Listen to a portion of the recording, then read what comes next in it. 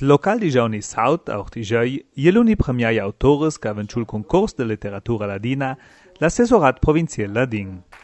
Il prim pest je gita Tobia Moroder, che ha scrit una storia autobiografica dell'ultimo membro della famiglia Stettenek, che ha vissuto an 700 anni te Gradaina. Gli autori sang stöschliet dant un toc de si stories. Testament a gent sconosciuta. Las saites de saida, schirmedes da suradel, stizza d'antre la pizzas artes di creps. Ti dunang la prima lum del di al chavuel. Il secondo pest avvenciu Ruth Videsot, che ha scrit del destin de doi eiles.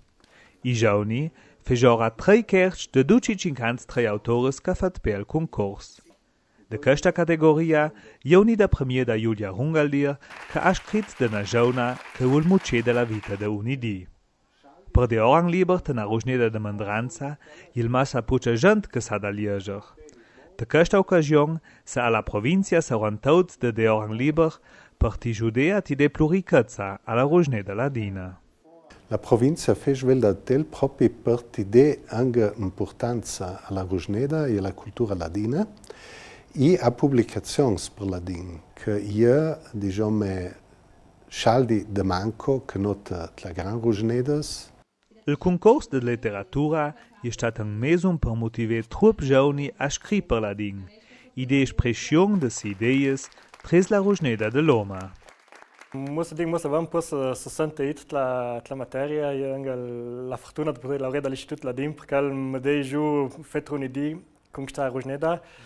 E potrats lasciar di tanca dut con la rusneda. La musa te permessa un'altra maniera che no al italiano o al tudesc, ma la è una rusneda che può tenere il confronto con un'altra rusneda. Musa me tal i pensieri da dovia e portare un'altra maniera.